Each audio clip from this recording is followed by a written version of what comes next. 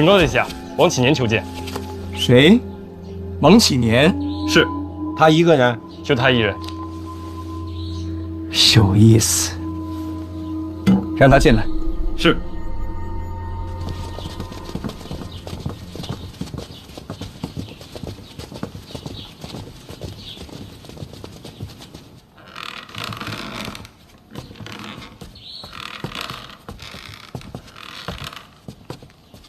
王启年见过殿下。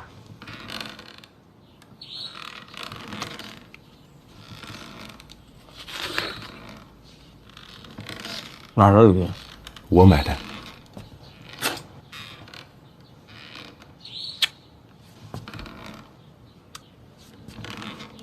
吃点水果。范闲在使团内是假死，如今已经回到京都。真的？那太好了，我都被他骗了。他回到京都之后，一直在探查藤家母子的下落，如今已经将目光投向了抱月楼。抱月楼是哪儿？小楼。藤氏母子跟抱月楼有什么关联？这个不重要。范闲得知抱月楼的东家今天要去抱月楼，便偷偷的潜入。如果殿下这会儿去抱月楼，一定能将他假死之事大白于天下，逼他入绝境。你不是范闲心腹吗？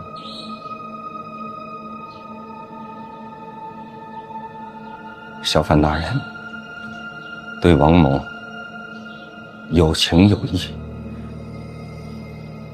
恩重如山。那你卖他？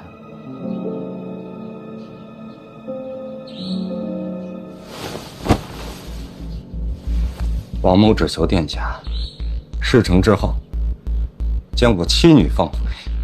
为了家人，在王某心中，妻女比什么都重要。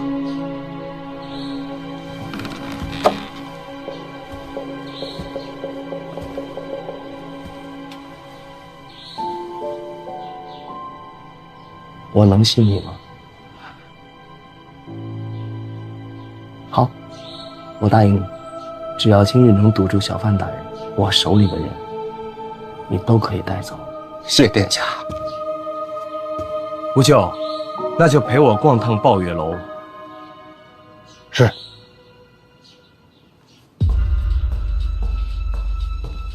跟我走。哎，我鞋呢？鞋哪儿呢？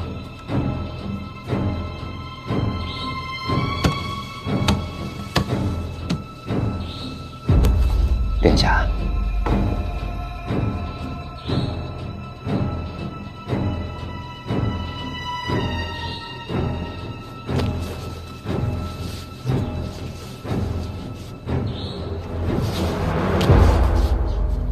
不愧是范闲的心腹。你弃暗投明，范闲饶不过你。没得选。起来，起来！你有的选。只要今日抓住范闲，他这欺君的名声就算是定了。到时候啊，你就到我这边来，他出多少，我照跟。谢殿下。既然这样，那不如就撕破脸吧。跟我走一趟抱月楼，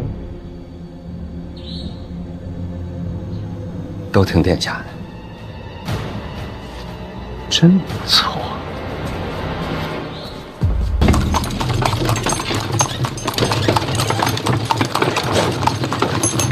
这人是都到了呀。殿下到了。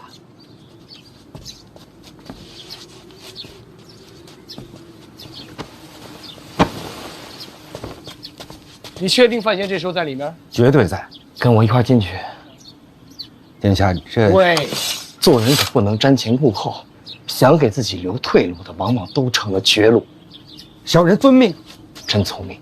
走，看热闹。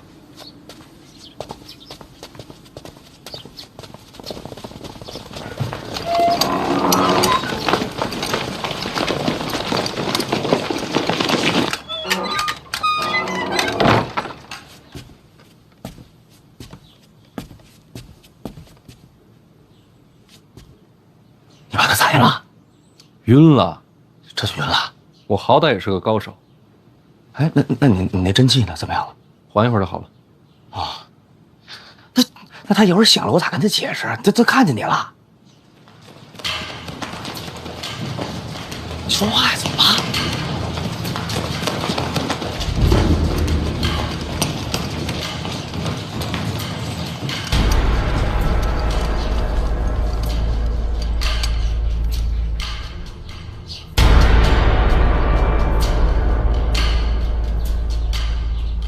怎么来这么些人啊？二天下上这儿干嘛来了？找我的。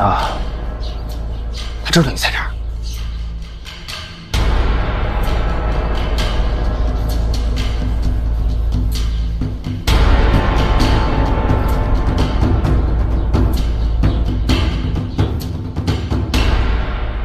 我提个醒啊，这楼前后左右都被围住了，哪儿都去不了，更别想着翻窗上房了。开门吧，迎客。你不是不能见人吗？一扇门可挡不住皇子。开门。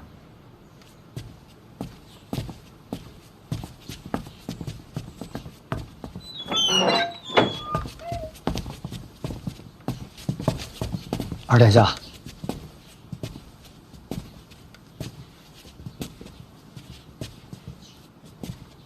少爷，别来无恙啊！真热闹。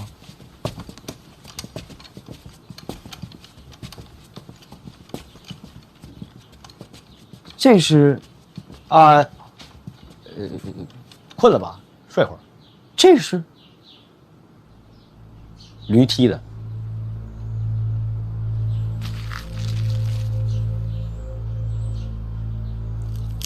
范闲，好久不见了。也没多久吧，满打满算不到半年，可在我这心里啊，觉得都过了2、3年了。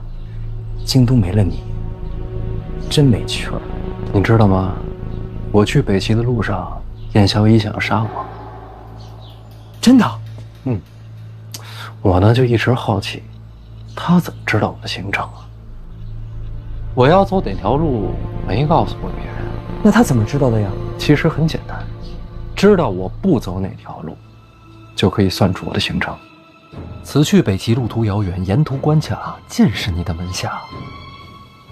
不走丰明关，又不想绕远，我会选哪条路，再简单不过了，不是吗？所以，联合长公主想要杀我的人，一直是你。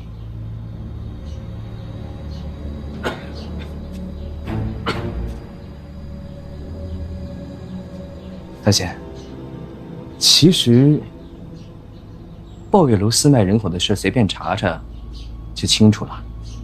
大东家、二东家全都在这儿了，还有我们假死回京的小贩石贤，这场面可真够清楚的。是，这会儿说抱月楼跟我没关系，怕是没人信。其实啊，到如今这一步，私卖人口已经不重要了。范闲，你假死欺君，才是实实在在的死罪。不过，我还是要感谢王启年王大人，布局这么久没有他，还真遇不到你。老王一向办事得力。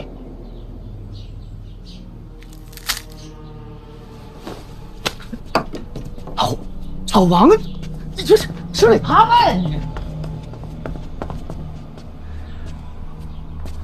殿下，如今小范大人已入殿下沟中，还请殿下履约，将王某妻女归还。人不在我这儿，殿下明明答应了。我说得很清楚，我手里有的都可以给你，但你妻女真的不在我这儿。我想过派人去请他们，但去晚了，人去屋空。人真不在殿下手上，千真万确。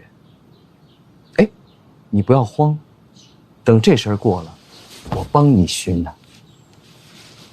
能去哪儿啊？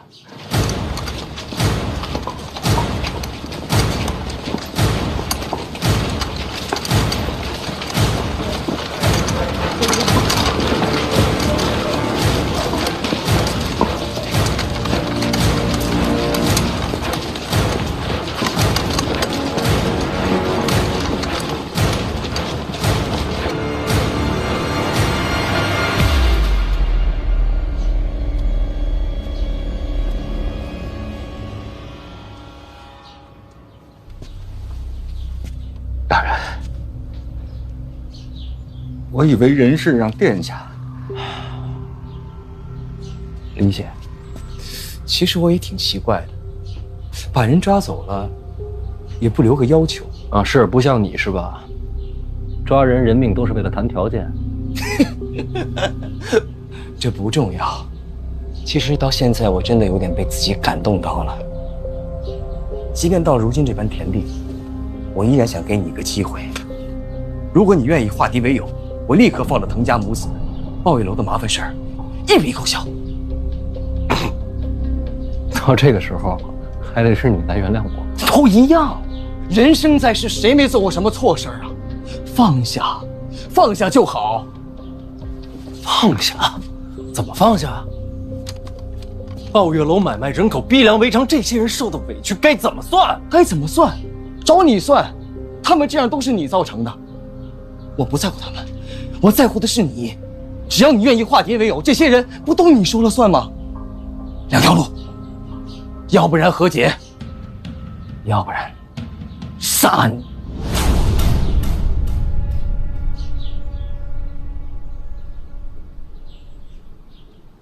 明白了。我不和解，李承泽，咱俩不是一路人，我跟你注定为敌。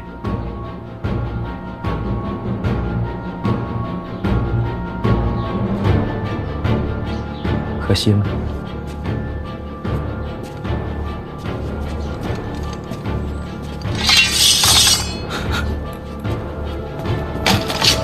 京都府办案，放下敌人。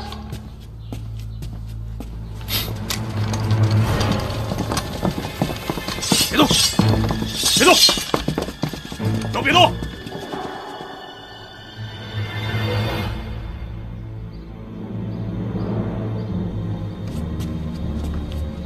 你都死了，怎么把京都府差役给调来的？不对，没死也调不来京都府。会是谁呢？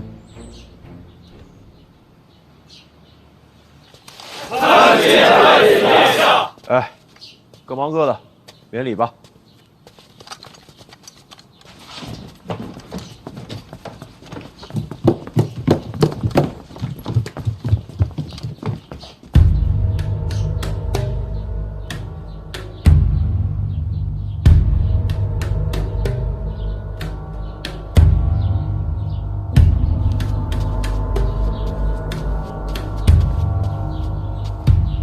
二哥也在啊。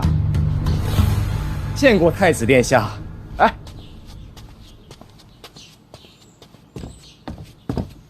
自家兄弟，不必多礼。那咱们聊聊。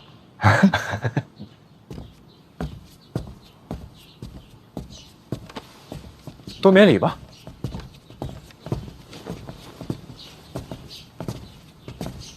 太子殿下，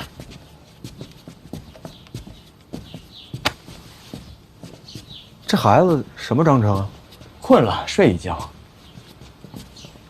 就这么睡啊？孩子长身体，觉多。我小时候也这样，理解。理解个鬼！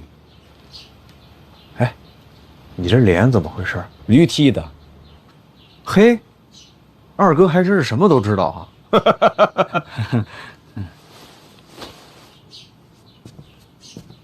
太子殿下怎么有空来这种地方啊？闲来无事，看见京都府办案就跟过来了。办什么案呀？鲍玉楼啊，私买人口可是国之重罪，我得来看看呀。谁成想在这儿还碰上二哥了。二哥，要不明日再来？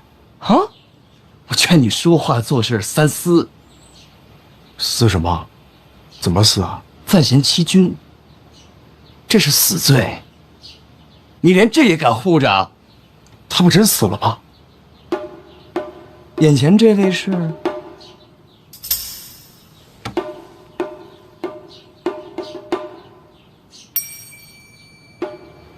陈二哥，你可别吓我啊！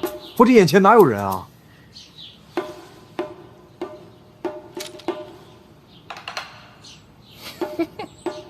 你得想想后果。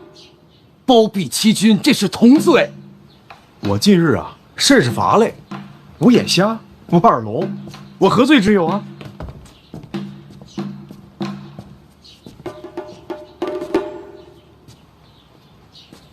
这事要真是闹大了，你觉得你护得住吗？不知道，咱试试吧。京都府衙办案，拦着的，按谋逆处置。就不动动脑袋想想，怎么收场？没想过，要不然你想想。冒昧问一句啊，太子殿下怎么知道今日我会来这抱月楼？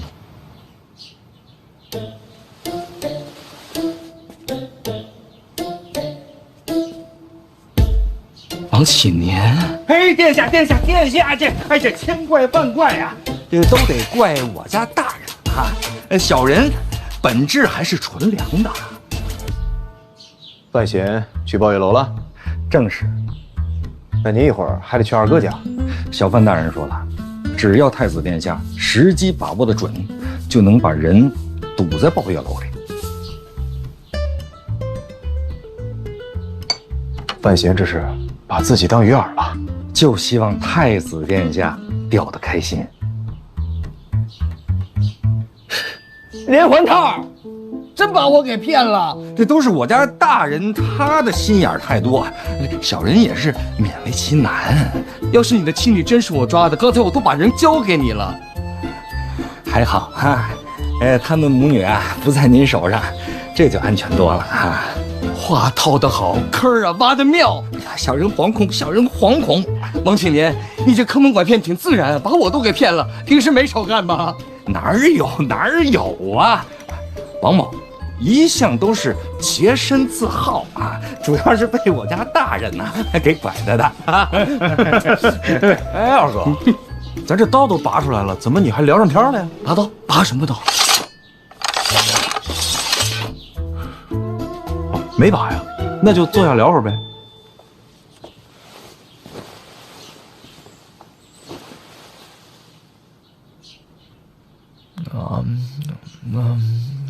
你说这是自家兄弟，你又贵为太子，在你面前拔刀，那不是谋逆吗？当个玩笑，开个玩笑就得了啊！正因为是自家兄弟，我才得劝你两句啊。这抱月楼你就不该来，这旁人要是看见了，难免会闲言碎语的。这抱月楼的东家是范家，但抱月楼的二东家是你这长身体的弟弟，这二东家也是你长身体的弟弟。二哥，你还真错了。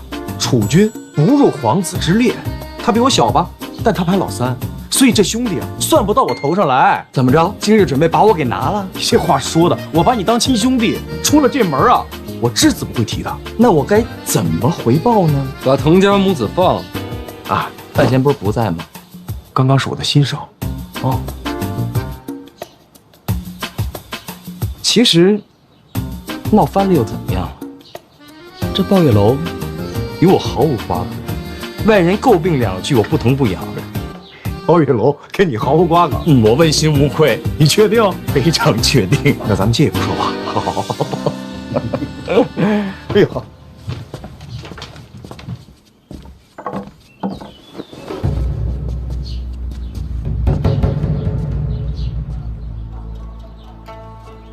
楼下是圆梦吧？他们在说什么都听不见。不知道，别看。曾经流金河的花魁名气不小，如果我没记错的话，应该是洪承收了他。洪承虽是靖王世子，但是我与他缘浅，并不太熟悉。二哥跟他挺熟的，可以说洪承为二哥马首是瞻呀。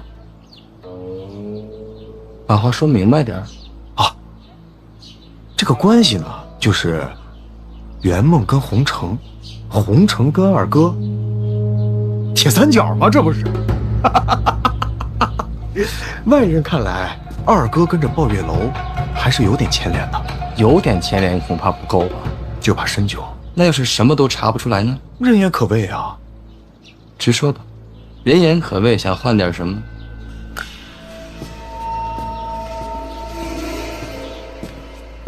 所以把滕家母子放了，就是我的意思。一句人言可畏，我就放人。你觉得我是这种人吗？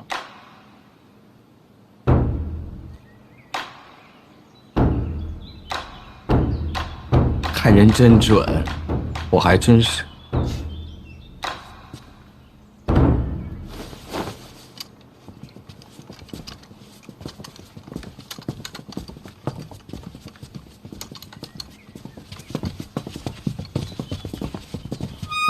说到底，都是自家兄弟，咱们是自家人，谁退一步无关紧要。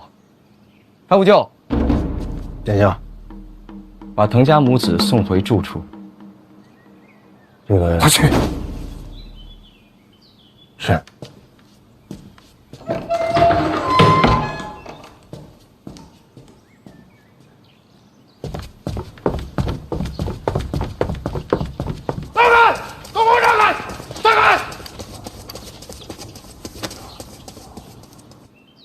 还有什么吩咐呀？你放心，人我肯定放，不打折扣。人言可畏，我害怕。那二哥有什么吩咐吗？太子这都到了，我还不低头认输啊？麻烦问一句，能走了吗？请便。人心难测，好自为之。哎，他跟谁说话呢？不知道。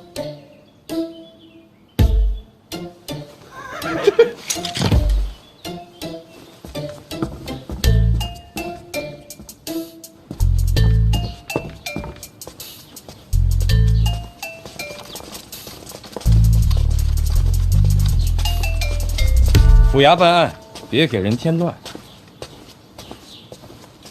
别耽误人家了。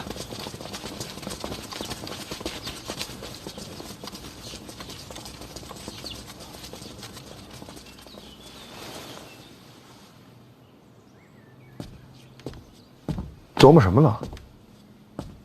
你觉得他真的假的？以我对二哥的了解啊，他不是言而无信之人，只要他答应了放人，那他一定会放的。我是觉得他妥协的也太快了，就算局面不利，当场就走也是一种做法。就这么容易放人？那有可能是就我说的那铁三角，他肯定也觉得说，在外人看来他不可能跟着鲍月楼啊一点干系没有，是不是？圆梦这个漏洞，未免也太大了点。那有可能是我来的太急了，他没来得及藏人。不是，我的意思是，他为什么非要这个圆梦来管鲍月楼？换个人不行吗？人家圆梦是花魁，这八面玲珑之人，最适合的就是干这活了，对不对？他借鲍月楼坑了范思哲，然后给我送信儿，又抓了滕家母子，费这么半天劲，现在就这么算了？人家本来啊是想抓你个欺君的，谁成想这计划落空了。有没有可能圆梦是他故意送出来的漏洞？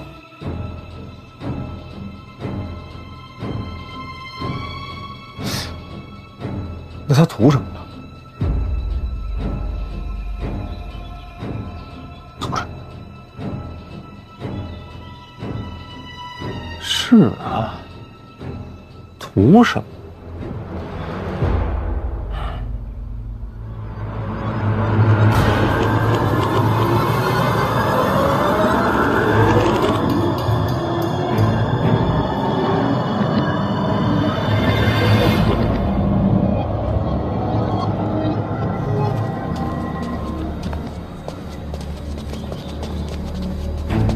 人放了，我已经安排下去了。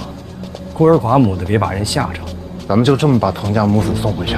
但现没抓着，放就放了。况且为了这事儿，他玩命不知道。可是这么一来，咱们什么好处都没捞着啊！急什么？鲍月楼这出戏才刚刚开始，只有他以为他赢了。等我几年了？他倒是真把我给骗了，是个人才。不敢当，不敢当。王某算什么才呀？顶多算是个人。殿下您实在是谬赞了。哎，那这个人还挺谦虚。不过能骗得了二哥的人啊，可真不多，已经很不错了。主要是殿下您福源深厚，再加上我家大人那是妙计连珠啊。我呢，不过是尽了点老实人的本分啊，所以才把这事儿做得这么漂亮。老王，哎，差不多得了。好嘞。这暴雨楼，你打算怎么办呀？能不能把人放了？如果现在放的话，估计一个活口都留不下。那就先封楼。你安抚他们，等我正式回京，一定给他们条生路。好。哦，对了，楼里有一个姓金的姑娘，你尤其照顾着，把卖身契还给人家。对得起我嫂子。这生意这么好，说封就封啊？不干了？不敢干。还有你不敢干的事儿？底线不敢碰。也罢，那我就不多留了。你呀，尽快回使团，别耽误了使团回京的日期。我马上回去。殿下，滕家母子那边这段时间就麻烦您派人照顾了。这个你放心。那二哥那边，你是打算一定查到底？那就好。史家镇那边这几天会有新的消息，别的不多说了，等你正式回京，咱们干票大的。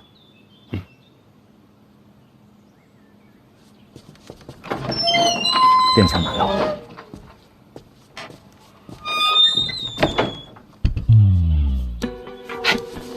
哥，我给你劝你两句啊，这个太子殿下跟二殿下他们斗归他们斗，咱千万别掺和，这是掉脑袋的罪过。掉的又不是你脑袋。哎呀，掉谁脑袋也不行啊！就上次你那个死讯传回京都，那整个京都都炸了庙了，那都轰轰烈烈的，多少人上家送礼去，你可别折腾了。等我活回来，这些东西全退回去。人家不要，干嘛不要？大人，您想啊，您要是没死，那这里谁敢往回打呀？要是您活了，那懂事的那不得再送一批礼过来？就不是那当官的材料。这都什么破事儿？这可不是什么破事儿啊，这就是京都官场人情世故。哎，行了，把楼封了啊，该交代也交代了，我们走了。哎，哥，不行，什么就交代完了？这还交代一位呢，他怎么办呀？你看着办。我看着办，不是你一手刀给人劈这儿了吗？不然呢？让他睁眼看着自己哥哥都斗成什么德行了？你还真有点哥哥样。你是我哥，你得向着我呀，我怎么办？今天之后，把自个儿关在家里，我没回来之前不许说完。行，今天的事儿谁也不许说。我懂。放心，不会有事儿的。等我回来。等你回来。少爷保重。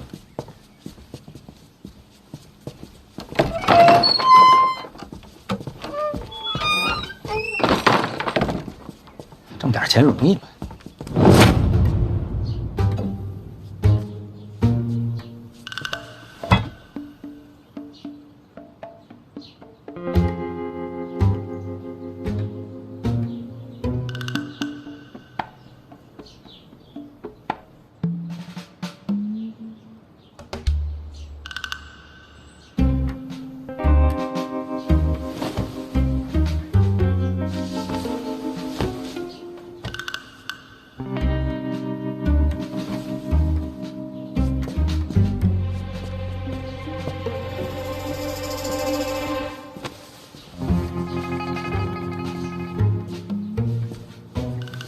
这不是我的地儿吗？大哥，大哥，你怎么睡着了？最近可能长身体，特别困。因为啊，我怎么记着这屋里有个人，不知道从哪给了我一下子，然后我就趴这儿。不可能啊！你说从这儿出来一人，给你一手刀，然后你直接你就趴这儿了？好像是，不能！我跟你说，你今儿啊不知道怎么了，你一来啊就奔那榻那儿去了，说是提不起精神头，想睡会儿。我估计你是做梦。做梦了。哎，哥，你这眼睛怎么？让驴踢了。驴？你还养驴了？啊，没有，我梦见的。啊！我梦见这儿有头驴给了我一脚啊！看这梦可够热闹的。是呢，我还梦见2条狗在这打架呢。那行，咱们继续吧，听曲儿啊。哎，小弟，听我的，今儿先别听了，你先回宫好好歇歇。为什么？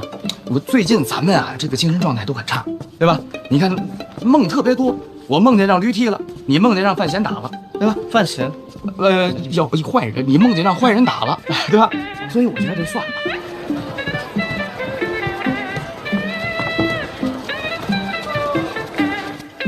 大人，没有啊啊！这到底去哪儿了？您说要不是二皇子给抓了，他们能去哪儿？你在京都人缘怎么样？离开这半年，顶多是银钱上有一些纠葛，但也不至于牵扯到家人呐。大人，您先回使团吧。啊，7年对不住您，不能陪您了，我得接着找他们。我陪你一块儿找。大人，您赶紧走吧，要不然来不及。没事儿，人最重要。夫人，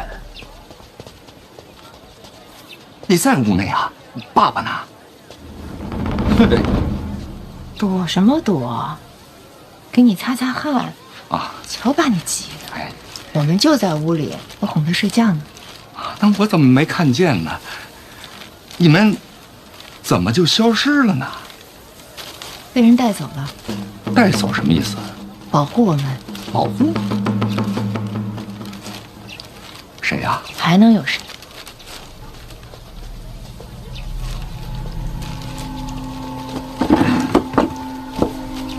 陈萍萍。没错，陈院长托我带话给你。滕家母子已经放出来了，陈院长会把他们送去儋州安顿。他问你，走之前要不要见一面？不用，我离他们越远，他们越安全。陈院长劝你尽快回使团。他到底想干什么？陈院长说，北秦一行之后，你恐怕对他有所忌惮。他说他不用解释，语言有时候没有意义。他对你怎么样，不是看他说了什么，而是看他做了什么。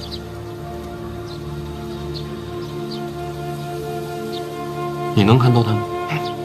天底下谁能看透陈院长啊？夫人，照顾爸爸辛苦了，我跟大人得回使团了。小范大人，你在哪儿啊？眼看都到京都了，你再不回来，我兜不住了。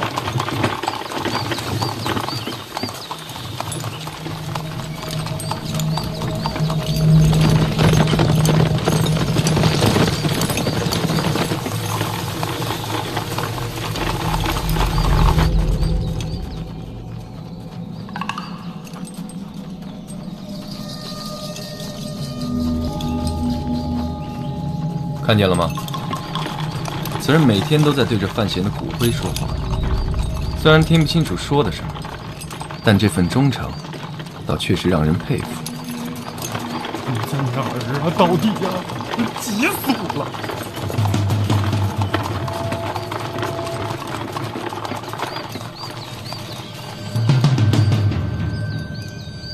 好了，眼看就要到京都了，这范闲之死，看来确实没什么意外。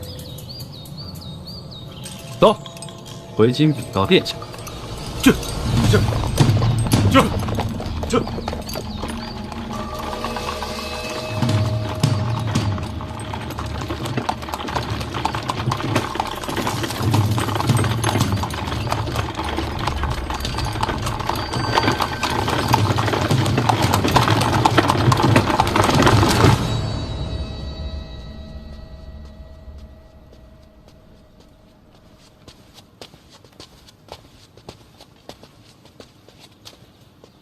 几天都没出门了？是，饭都送到屋里了。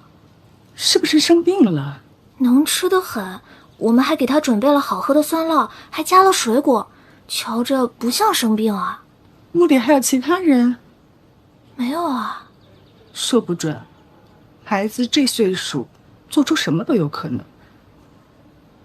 给我，你下去吧。是。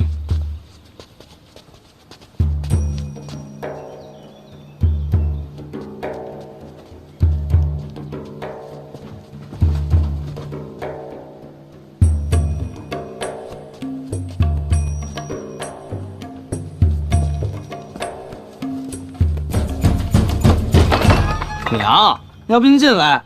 哎，送了。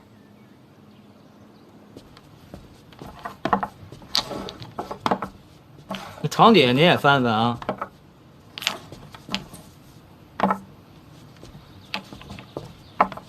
那还一柜子。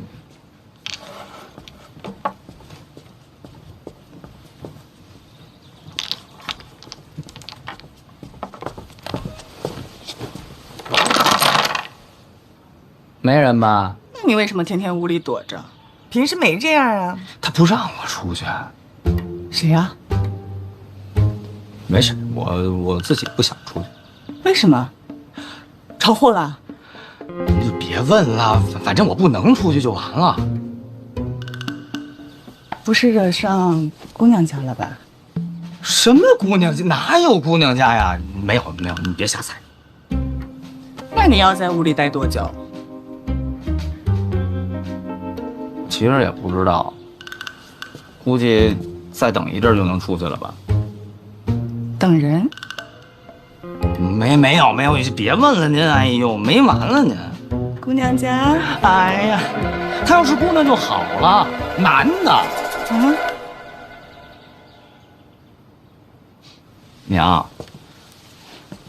我这几天没出门，爹有没有问过我呀？问你干嘛？我这么多天没给他请安，他不生气？没有啊。你不在他跟前晃悠，他心情好了许多。我一猜就是，爹从来都没有瞧得上过我。你这孩子，娘不是跟你开玩笑呢。没事儿，您不用慌，我一直都知道，从小到大，干什么爹都不高兴，干得多好他都觉得我没用。娘，您说，我这一辈子要是都做不出一件让爹骄傲的事儿，是不是活着也挺没什么意思的？思哲，他是你爹，不是真觉得你没用，他只想让你更好。嗯。现在可以说，那个男的是。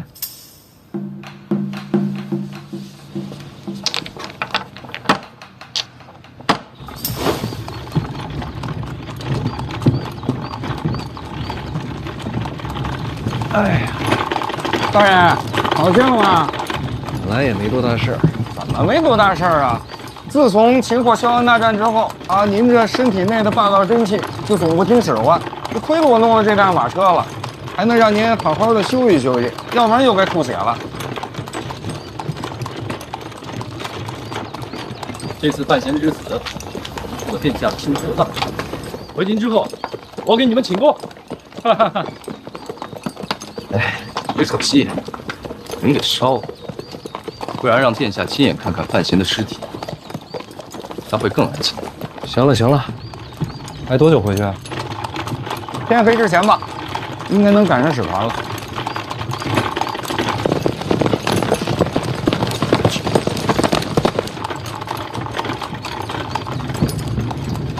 我得出去透口气。哎，您再忍忍吧。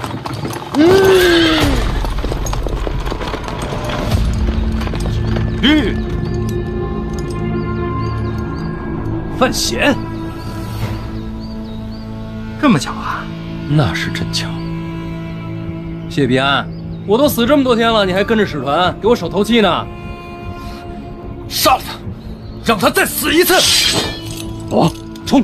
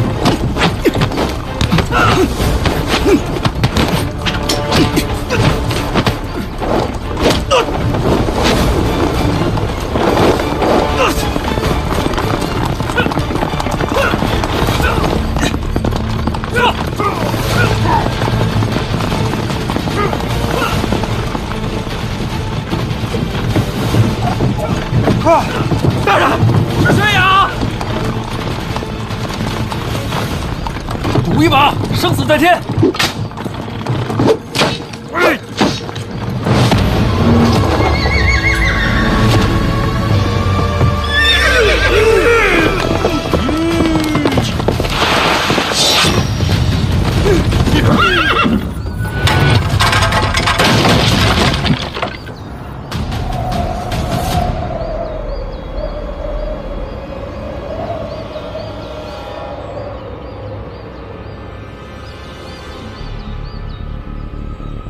大人，咱赌赢了。千里相送，终有一别。回吧。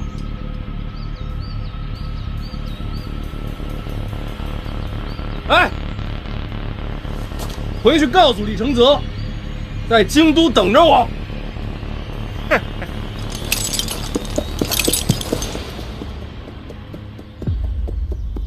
大人，不追了吗？已经离京都不远，无法再冲杀使团。这儿，他就算真的活过来，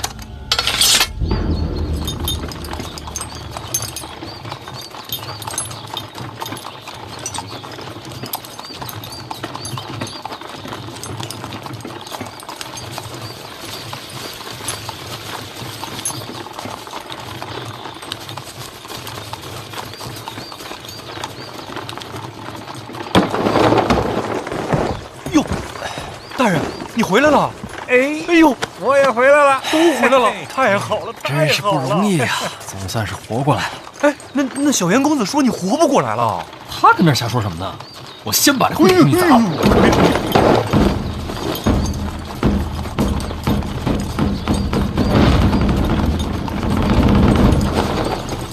后边那车队谁的？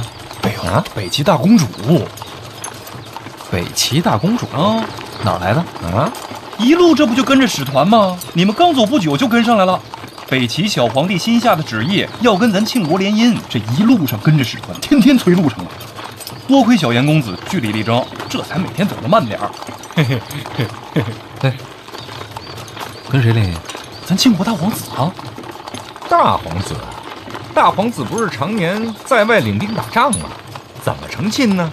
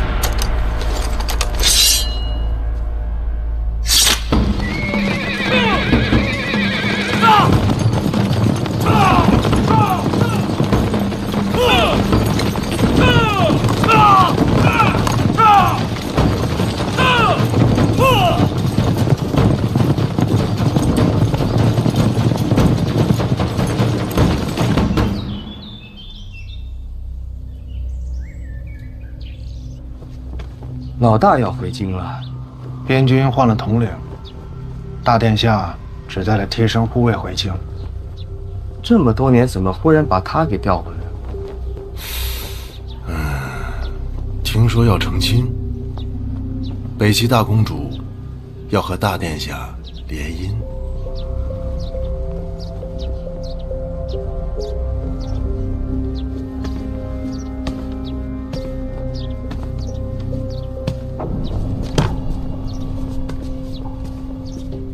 就这么把一辈子给定了。毕竟是个公主嘛。老大什么时候到京都？就这2天了，已经在城外准备迎接了。接就接吧，还是要跟范闲撞上。怎么说？我算了一下时间，范闲的使团跟大殿下回京应该是同一天。这么巧？按理说应该走2个城门回京，但如果从一个门，您说谁让谁啊？吩咐下去。巧合也好，修路也罢，总是让这2队啊走同一个城门。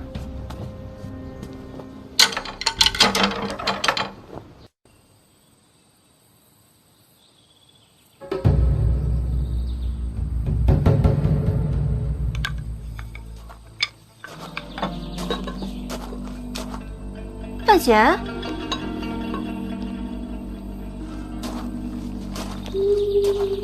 你俩处得不错。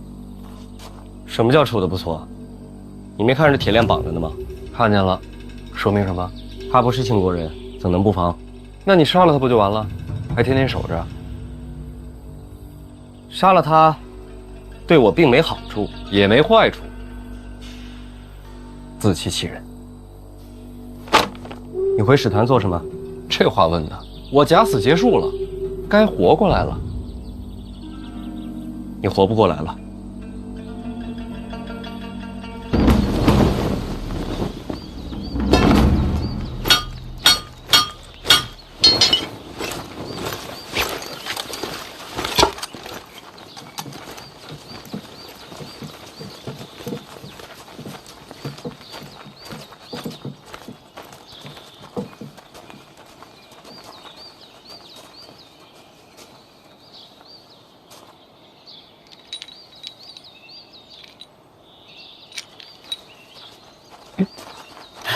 高大人，高大人，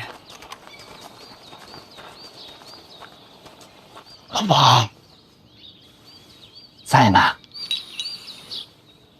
拿着，这干什么？拿着，有事儿瞧我呀？哎，自家兄弟啊，以后用不着啊。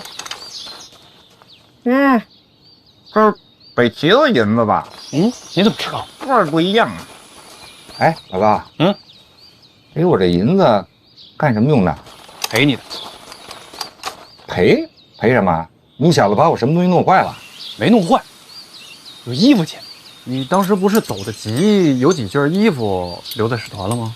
你给丢了？不是丢了，那几件衣服也不值这么多银子呀。丢什么丢啊？在我手底下还能丢衣服？好，不是那没丢，你赔我什么呀？让人买走的。买走了？不就那几件破衣服，他能卖这么多银子？你是不知道，使团这一路每过城镇都是人潮蜂拥。拥什么拥？是收旧衣服啊？咱能把这收衣服的事情先忘了吗？人家都是来祭奠小范大人的。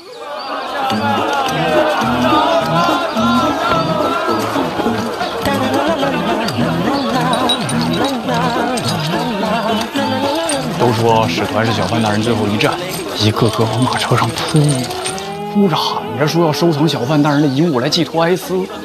这死讯都传这么广了，我以为啊，只在京都里边瞎传呢。何止京都？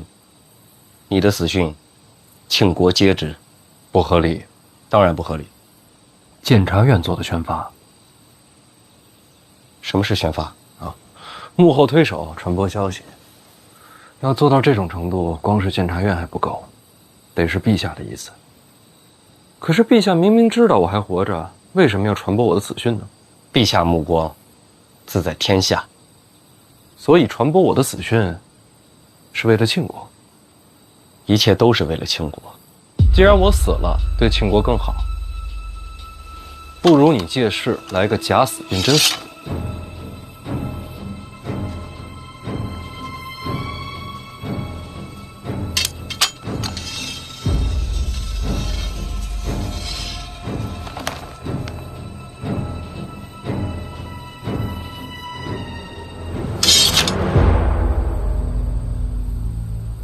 你想怎么样？我得活着回京都。李承泽的事儿，我要查到底。不是我不让你活，是你没法活。我明白。除非我的假死合情合理，忍辱负重，才不算欺君。最好顺便把这个文坛传承的事情也做实了。这怎么可能呢？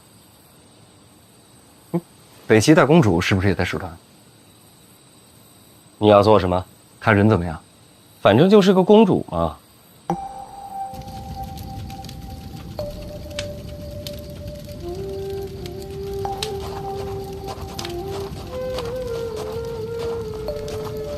都已入夜，小言公子有何？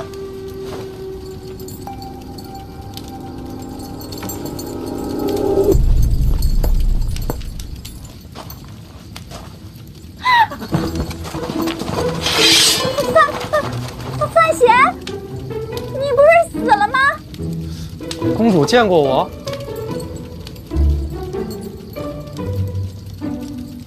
偷偷见过。我比你还意外呢。什么叫偷偷见过呀？母后寿宴，在后殿，我亲眼瞧见你和我朝圣女朵朵姑娘于众目睽睽之下脉脉含情。没有，绝没有脉脉含情。至于吗？捡起来。范使臣，你这是没死透？不是真死啊，不是真死。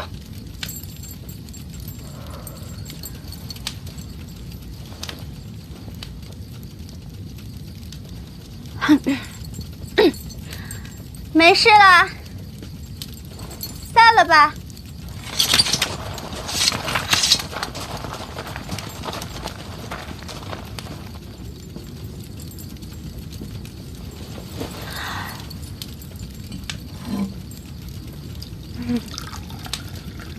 初闻范使臣噩耗，颇觉震惊。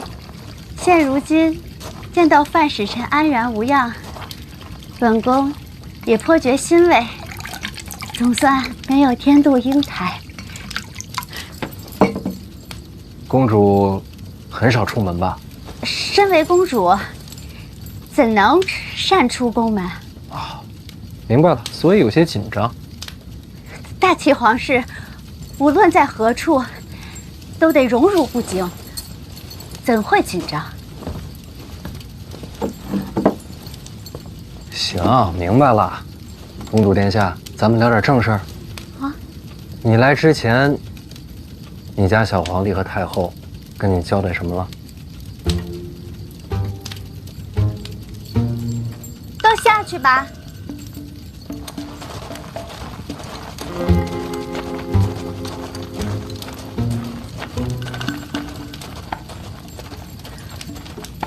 母后与陛下都与我说过，范使臣与大齐暗中走私盈利往来。他日范使臣若是有讯息，可告知我，我便可把讯息传给大齐。所以咱们也算是自己人。算吧。所以我不能死啊！这不是没死吗？可以活不成了。我要是活不成，咱们之间这买卖还怎么做？啊？那范使臣要怎么活啊？公主会说谎吗？大齐皇室最为忠信，怎能伪言瞒昧？那公主要是不说谎的话，您家母后和陛下跟你交代的事情就做不成了。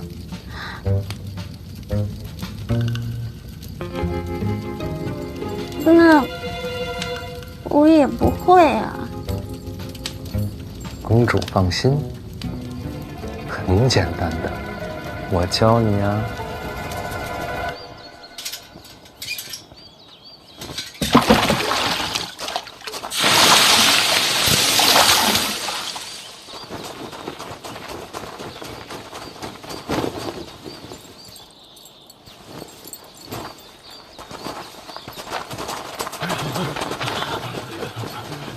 怎么了？啊？怎么回事啊？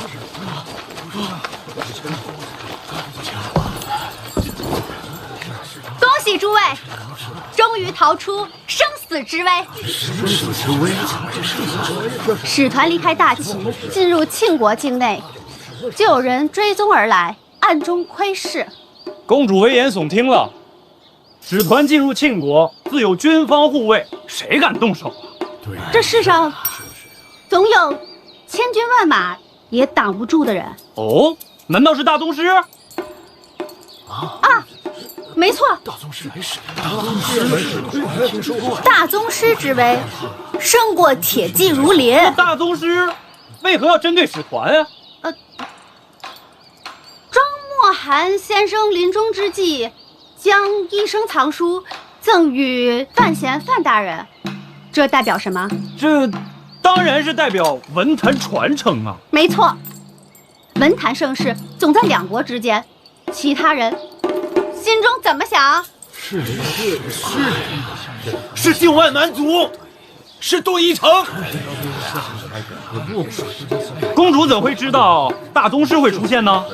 我本人亲眼所见，贵方使团中有人以一己之身直面大宗师，他以自身性命保住了文坛传承之路，保住了诸位的性命。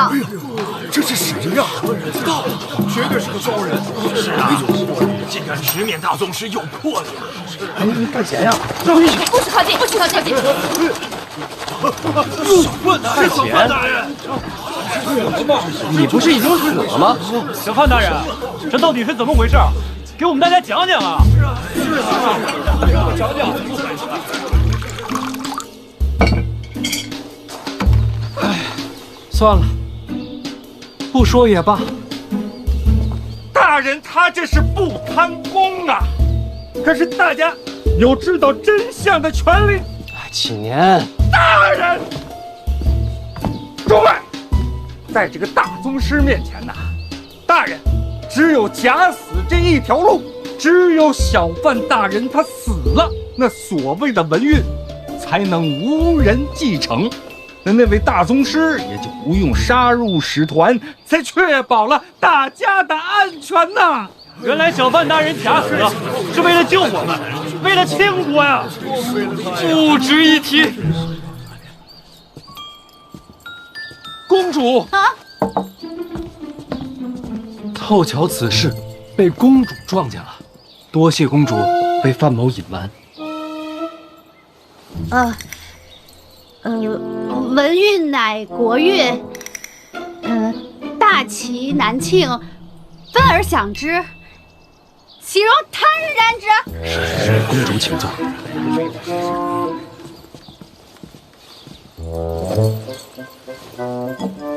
陪公主喝水。敢问小范大人，对手是哪位大宗师啊？未曾交手，这大宗师若是真出了手，我怕是已经死了。只不过远远瞧见那人用剑。哎呦，你就白问，大宗师就4个，除了北齐大靖，还有谁呀4支箭呢？我没看清楚，可不能乱说冤枉好人呐。没看清楚的事儿不能乱讲，万一人为这事儿杀过来怎么办呢？对，多亏了小范大人呐！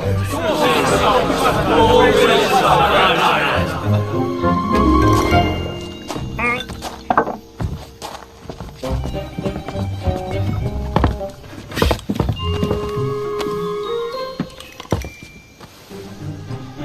一切为了秦国。秦国！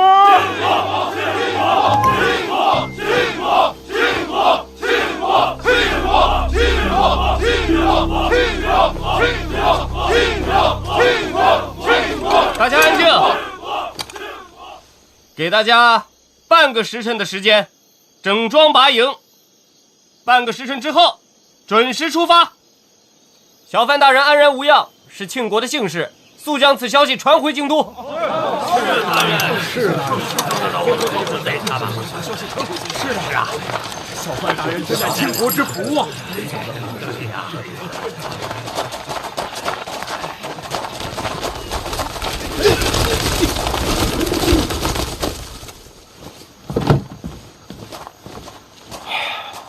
终于活过来了。是啊。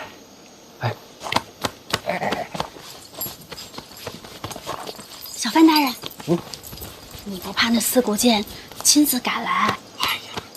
他要是为了这点事儿就能赶来，那他早就赶来了。啊！多谢公主配合。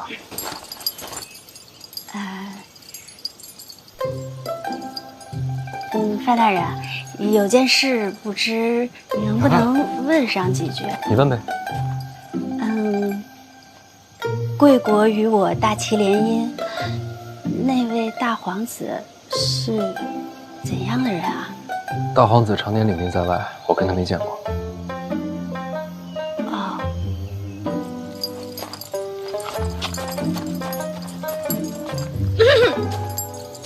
哎，你见过大皇子吗？没有。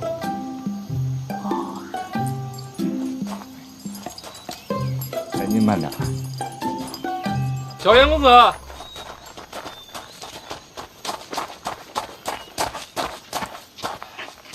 多谢啊！通过我的手，你死了；通过我的嘴，你又活了。范闲，没下次了。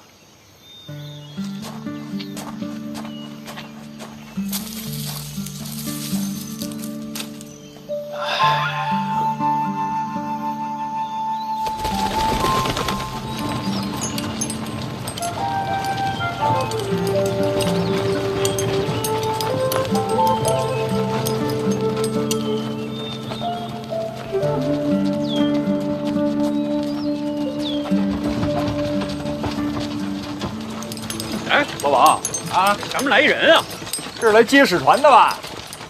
怎么一个人跑过来了？哎，这人看着眼熟啊！啊！哎，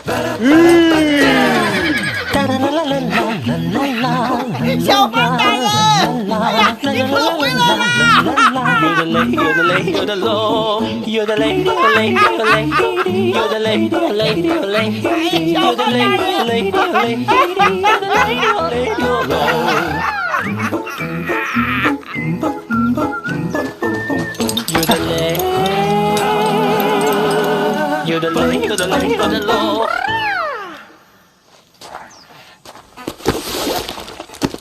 辛大人，要不车上歇会儿？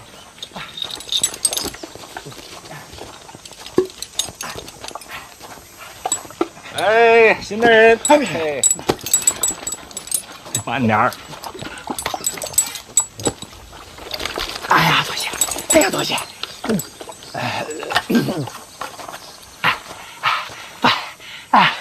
范大人，此行真是大展国威啊！如今回京，比平步青云可喜可贺呀！那这么说起来，陛下没怪罪我欺君之罪？啊，哎，陛下没说，就让我等迎接使团归京啊。辛大人辛苦，那咱们现在进城。哎，这个，使团一行啊，万众瞩目。这个礼部早准备下一应礼仪，只不过什么？你说呀？只不过巧了，大皇子自军中归京，也是今儿到。那是真巧。本来能避开，无奈前日涨水，把东边的官道给冲垮了。大皇子又临时改变了行程，这不就都怼在北门撞上了吗？他这伙人呢？不远，离此不足3里。所以呢？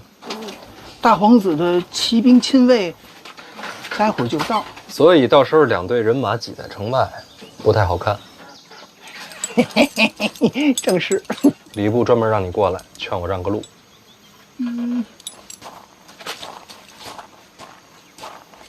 人家毕竟是皇子。范大人劳苦功高啊！大人，您待会儿就在路边上，您稍微歇一会儿，等殿下一过，礼部鸿胪寺各位主官必亲自出城迎接使团进城。